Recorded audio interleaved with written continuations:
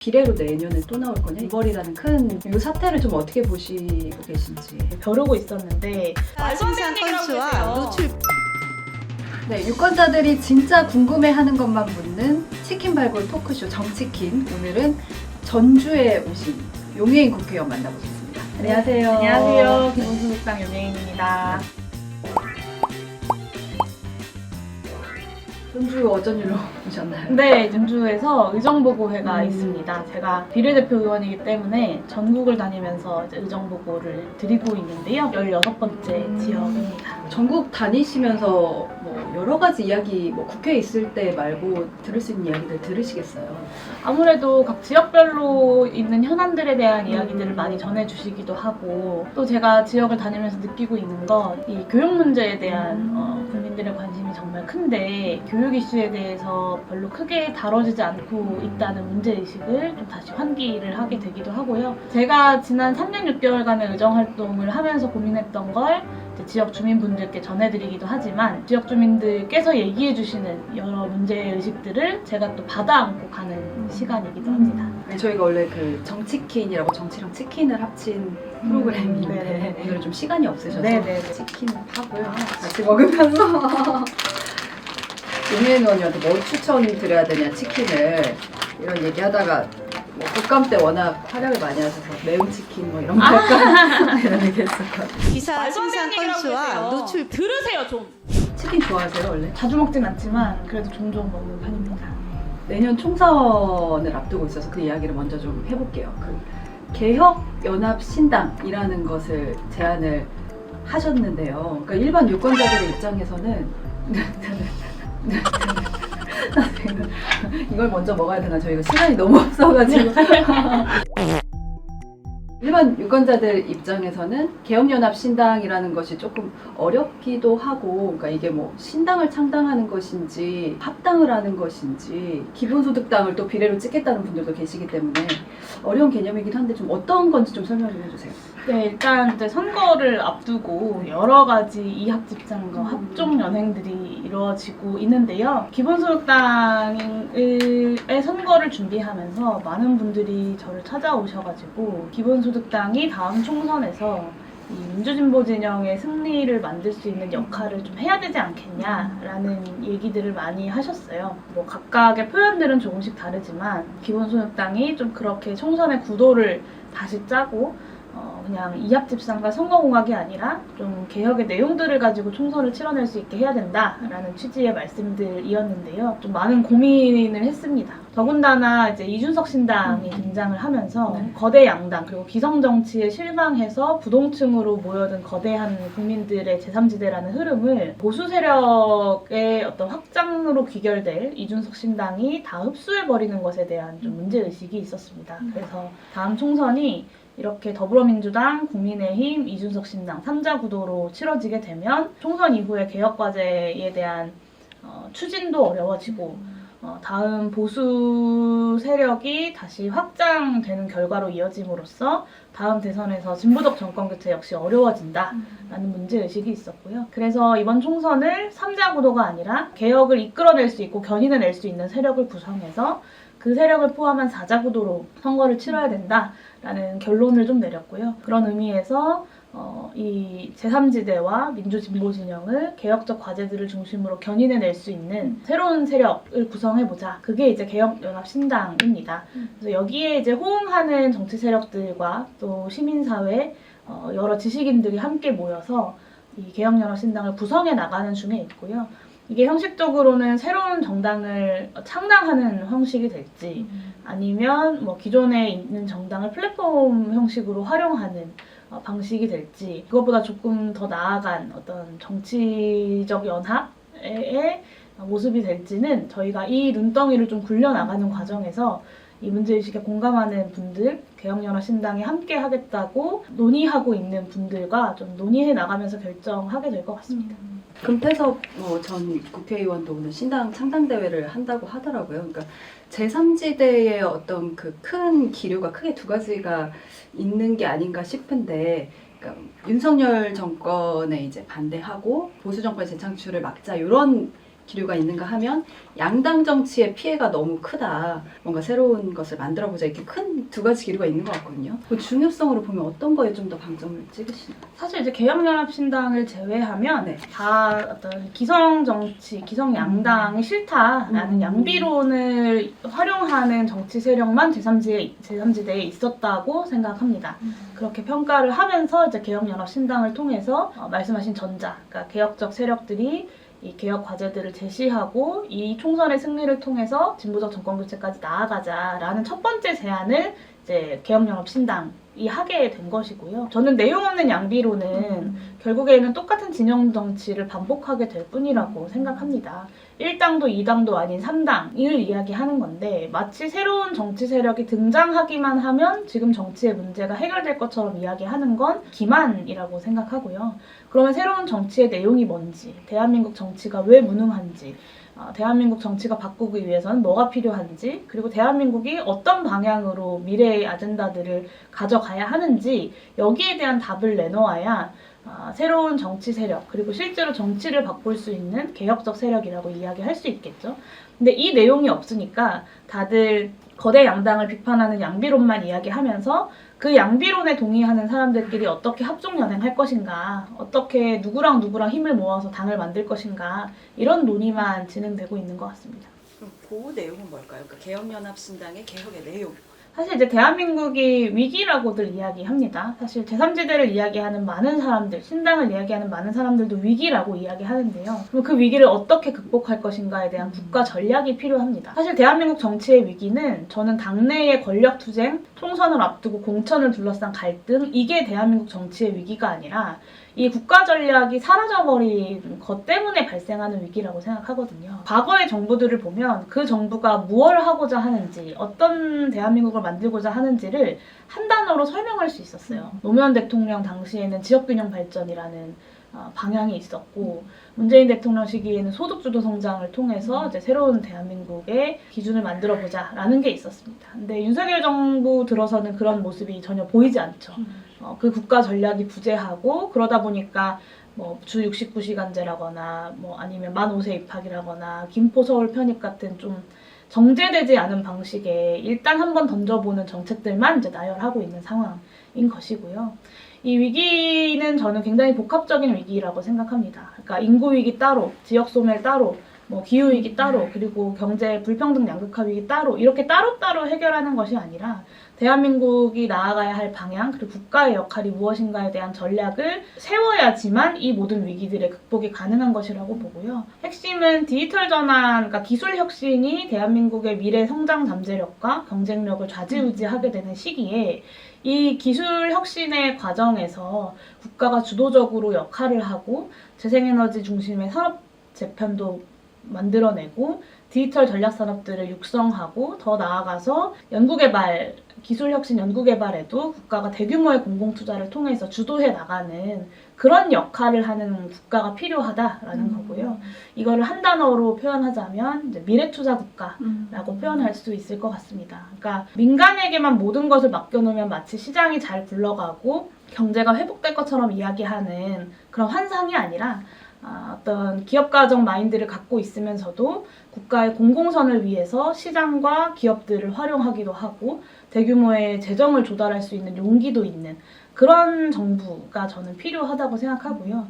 사실 대한민국 말고 다른 나라들은 많이 그렇게들 가고 있습니다. 특히 이 기술혁신을 주도하고 있는 미국이라거나 중국 같은 나라들에서는 이미 그런 방향으로 가고 있고, 제가 여기에서 제안드리는 한 가지 추가는 딱 하나입니다. 이 국가 혁신의 국가 투자의 결실로 만들어낸 국가의 혁신, 그리고 그것으로 인한 경제 성장의 과실을 소수의 재벌들과 플랫폼 기업들만 가져가는 게 아니라 우리 국민들에게, 국가의 주인인 국민들에게 평등하게 배당하자. 이 국민 배당, 국민이 이제 제가 제안드리는 차이점, 한 가지 차이점이고요.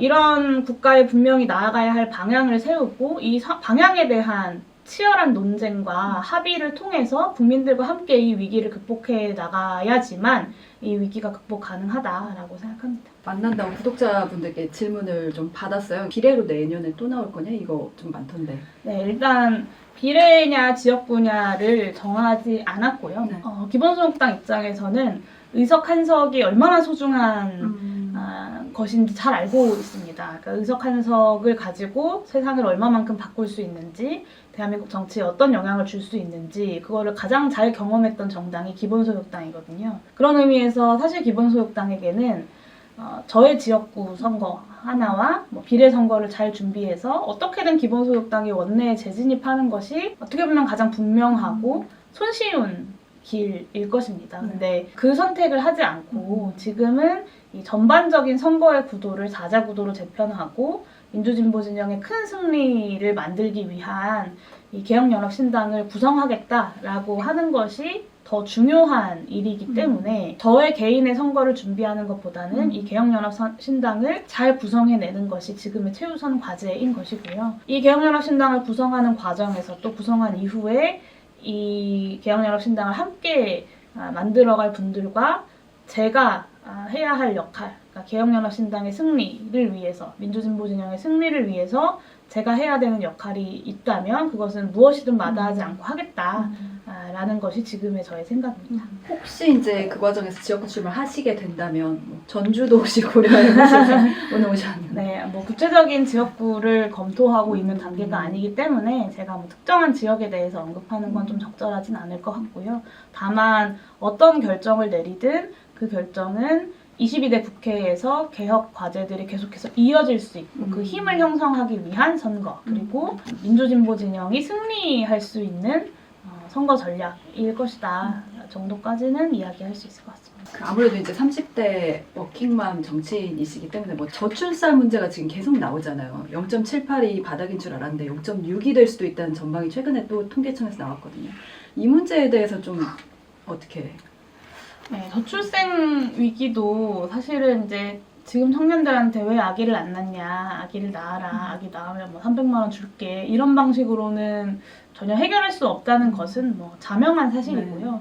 사실 지금 개개인들에게는 아이를 낳지 않고 나의 커리어에 집중하는 것이 굉장히 합리적인 선택이죠.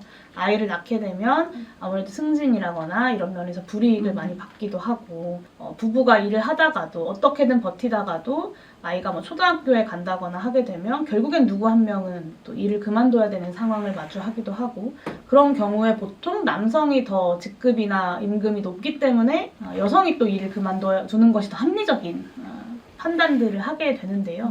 그 개인들의 합리적인 판단들이 모여서 합계 출산율 0.78이라는 아주 비합리적인 결과를 만들어내고 있는 것이고, 이 합리적 판단, 개인들의 합리적 판단을 바꿀 수 있는 조건들을 마련해야지 저출생 문제도 해결할 수 있는 거다라고 생각합니다. 그것의 핵심은 안정적인 소득과 일자리들을 얼마나 많이 만들어낼 수 있느냐, 그리고 아이들을 낳기만 하면 기관에 보내서 시설에 보내서 국가가 다 봐줄게 라는 방식의 접근 방식이 아니라 퇴근 시간 이후에는 아이와 함께 가족과 함께 행복한 시간들을 보낼 수 있다 라는 확신, 이런 것들이 훨씬 더 중요한 것이겠죠. 그런데 지금은 소득과 일자리 문제에 있어서는 정부는 전혀 답이 없는 상태이고, 아이들을 양육하고 돌보는 문제에서는 니네들이 9시, 밤 9시, 10시까지 일하더라도 국가에서 다 봐줄게, 대신 아이를 낳기만 해 라는 방식의 접근을 하고 있는 거죠. 저는 이런 방식으로는 이 20대, 30대 청년들이 아이를 낳는 선택을 하고 싶어도 할 수가 없는 상황이라고 생각하고요. 사실 아이를 낳지 않겠다고 생각하는, 그러니까 가치관이 변화하는 건 시대적 흐름에 따라서 좀 어쩔 수 없는 측면이 있습니다. 근데 아이를 낳고 싶지 않은 사람들에게도 아이를 낳아야 된다라고 이야기하는 게 아니라 지금 상황에서도 아이를 낳고 싶지만 직장이나 소득이나 부동산 문제나 미래에 대한 불안 등등등으로 인해서 낳고 싶어도 못 낳는 사람들도 굉장히 많거든요. 사실은 이 낳고 싶은데 못 낳는 사람들이 낳을 수 있도록만 하더라도 이렇게 급격한 속도로 떨어지고 있는 출생률을 최소한 연착륙시킬 수는 있지 않을까라고 생각합니다. 저는 그 저출생 문제가 지역과 수도권의 격차가 굉장히 벌어진 이 상황과도 무관치 않다고 생각을 하거든요. 근데 지역 많이 다니고 계시니까 이 지역의 어떤 소리들 많이 들으셨을 것 같아요. 그러니까 그 격차 문제, 같은 나라 안에 있는데도 거의 다른 나라, 다른 계급처럼 이렇게 격차가 벌어져 버린 이 상황을 어떻게 해결할 수 있을까 어떨까요? 네, 일단 지역균형 발전은 우리나라 대한민국에서 굉장히 오랜 시간 가져왔던 문제의식입니다. 네. 그리고 사실 굉장히 많은 노력을 통해서 여야 할 것 없이 지역균형 발전을 최소한 공개적으로는 그렇죠. 동의하는 상황이었는데 윤석열 정부 들어서 뭐 메가시티 같은 이야기를 하면서 오히려 서울에 집중을 더 하겠다라고 하는 지난 30여 년간의 대한민국의 여러 사회적 합의들을 바로 거슬러버리는 뒤집어 엎어버리는 정책 결정들을 하고 있는 것이 좀 개인적으로 굉장히 우려스럽고요. 지금은 서울을 얼마나 더 비대하게 만들 것이냐가 아니라 지역에서도 정착하고 아이를 낳고 살기 좋은 사회를 만들어가는 것이 저는 핵심 과제일 거라고 생각합니다. 거기에는 당연히 인프라에 대한 문제들도 있을 것이고요. 일자리에 대한 문제도 굉장히 중요할 것이고요. 그리고 지역에서 안정적인 소득을 얻을 수 있는 다양한 소득원에 대한 고민들도 함께 병행되어야겠죠. 그리고 저희가 이제 전라북도 같은 경우에는 올해 잼버리라는 큰 네. 이제 잼버리 실패라는 큰 사태가 있었고 그 이후에 뭐 예산 삭감, 또 중앙 정부에서는 이 모든 걸 전북의 탓으로 돌린 이런 상황이 지금 연출되고 있거든요. 행안위에 계셨잖아요. 이 사태를 좀 어떻게 보시고 계신지. 네, 제가 행안위에도 있고 여가위에 있어가지고 네네네. 잼버리에 대해서 많이 그러시네요. 네. 벼르고 있었는데 도청에 그때 안 오셨잖아요. 네, 그때 못 이제 오셨잖아요. 제가 전북 감사반이 아니어서 전북에 네. 못 왔고 사실은 이제 정부에게 그 잼버리 파행의 책임을 묻기 위해서 현안질이라거나 뭐 국정감사라거나 이런 걸 많이 벼르고 있었는데 사실 여러모로 국회에서 제대로 된 질의도 못하고 넘어가 버린 상황이 돼서 전북 도민 여러분들께 그리고 잼버리 파행으로 상심한 많은 국민 여러분들께 참 송구스럽다라는 생각이 들고요. 이 분명한 것은 이 잼버리 파행의 책임은 분명히 1차적으로 정부에게 있습니다. 그러니까 모두에게 다 책임이 있다라는 말은 좋은 말이지만 분명히 무엇이 문제였는지를 가리지 못하게 만드는 한계가 있거든요. 네. 그리고 더군다나 가장 큰 책임이 있는 사람들이 할 말은 아니다라고 생각하고요. 사실 작년 국정감사에서 여성가족부 장관 김현숙 장관이 뭐 마치 정말 기가 차다는 듯이 문제가 없고 잘 준비되고 있다라고 당당하게 이원택 의원의 질의에 대해서 답변을 했습니다. 그런데도 불구하고 파행이 발생하게 되고 국민들의 자부심에 이제 상처를 내게 된 것은 이 정부, 윤석열 정부의 준비가 그리고 이 잼버리에 대한 중요성이 너무 떨어지는 인식을 갖고 있었던 것이라는 생각이 들고요. 아직까지도 김현숙 장관이 여성가족부 장관 자리를 지키고 있다는 것이 참 전북 도민들 입장에서 납득하기 어려운 상황이실 것 같기는 한데요. 네. 이 잼버리를 비롯해서 특히나 여기에 다 전북의 책임을 묻고 약간 보복성으로 예산 삭감이라거나 이런 게 이루어지는 것에 대해서도 앞으로 남은 예산 심사나 이런 부분에서 분명히 짚어야 될 지점이라고 생각합니다. 12월 국회가 굉장히 빠르게 돌아가고 있는데 많은 활약 또 기대하겠습니다. 오늘 말씀 여기까지 듣겠습니다. 감사합니다. 네, 감사합니다. 감사합니다.